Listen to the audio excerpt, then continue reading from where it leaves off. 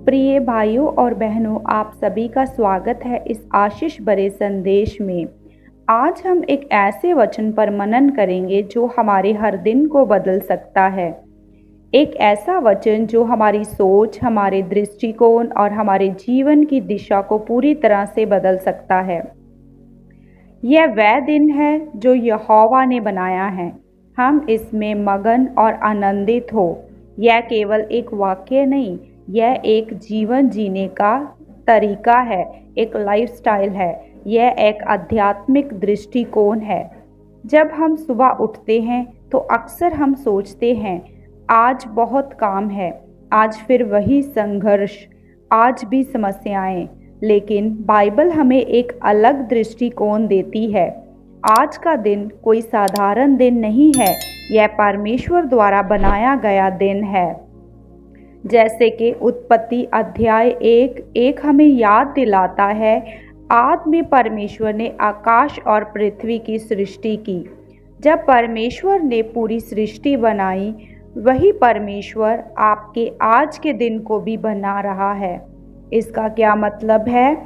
आज का दिन दुर्घटना नहीं है, यह संयोग नहीं है, यह परमेश्वर की योजना का हिस्सा है। यह वचन कहता है, हम इसमें मगन हो। ध्यान दीजिए, यह नहीं लिखा कि हम अपने आप खुश हो जाएंगे, बल्कि लिखा है हम मगन हो। इसका मतलब है कि खुशी का डिसीजन है। फिलिपिया अध्याय 4 में लिखा है, प्रभु में सदा आनंदित रहो। फिर कहता हूँ, आनंदित रहो। यहाँ भी वही बात कही गई है। परिस्थितियाँ चाहे जैसी भी हो, लेकिन परमेश्वर हमें कहते हैं कि आनंद का एक चुनाव कीजिए। आप विश्वास करिए परमेश्वर पर। अगर आप विश्वास करते हो तो आपको परमेश्वर आनंदित रहना सिखाएंगे। अब आप सोच रहे होंगे कि क्या हर दिन अच्छा ही होगा? नहीं, कुछ दिन बहुत कठिनाई होती है, बहुत ही आंसुओं भरा कठिन दिन होता है।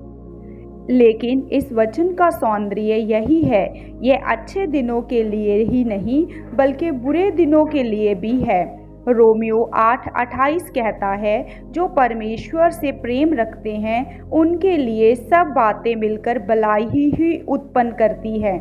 इसका मतलब है, चाहे हमारे जीवन में परिस्थितियाँ कैसी भी हो, लेकिन हमें परमेश्वर में हमेशा आनंदित ही रहना है। इस आपका बुरा दिन भी परमेश्वर की योजना का ही हिस्सा होता है। कभी कभी हमें लगता है कुछ नहीं हो रहा, लेकिन परमेश्वर चुपचाप काम कर रहे होते हैं। जैसे यूहन्ना 5:17 में यीशु कहते हैं, मेरा पिता अब तक काम करता है और मैं भी काम करता हूँ। इसका अर्थ है परमेश्वर आज भी काम कर रहे हैं, आपके जीवन में, आपकी परिस्थितियां में और आपकी समस्याओं में। अगर आप हर दिन में आनंद चाहते हैं तो आपको आभार सीखना होगा। आपको हर दिन में आनंदित रहना सीखना होगा। हर बात में परमेश्वर का धन्यवाद करना सीखना होगा। धन्यवाद केवल अच्छे समय के लिए नहीं, बल्कि हर समय के लिए, हर उस परिस्थिति के लिए, हर उस दुख और दर्द भरे जीवन में भी।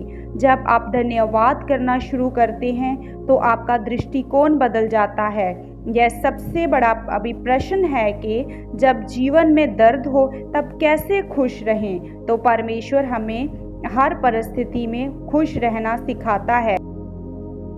जैसे कि भजन संहिता अध्याय 16 की 11 आयत में लिखा है, तेरे निकट रहने में पूरा आनंद है। जब आप परमेश्वर के साथ समय बिताते हैं, परमेश्वर की उपस्थिति में रहते हैं, तो आपके जीवन में आनंद की कमी नहीं रहती। परमेश्वर आपको आनंद से भर देता है।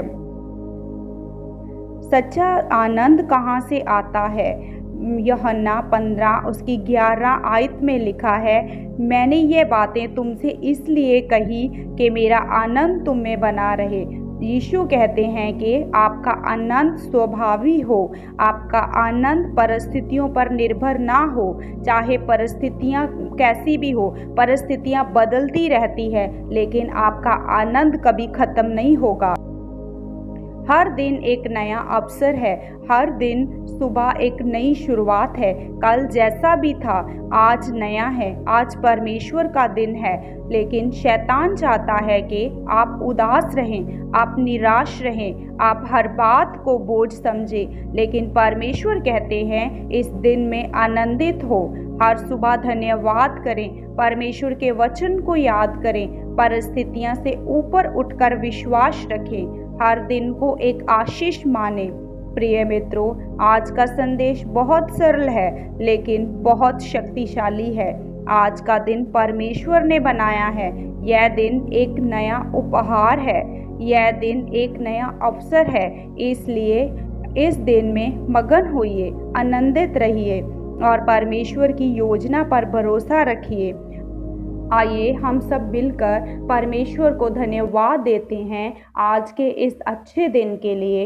हे स्वर्गीय पिता, धन्यवाद इस नए दिन के लिए। हमें सिखाएं कि हम हर परिस्थिति में आनंदित कैसे रह सकें। हमारे दिल को बदल दीजिए ताकि हम हर दिन को आपकी दृष्टि से देख सकें। यीशु के नाम में आमीन।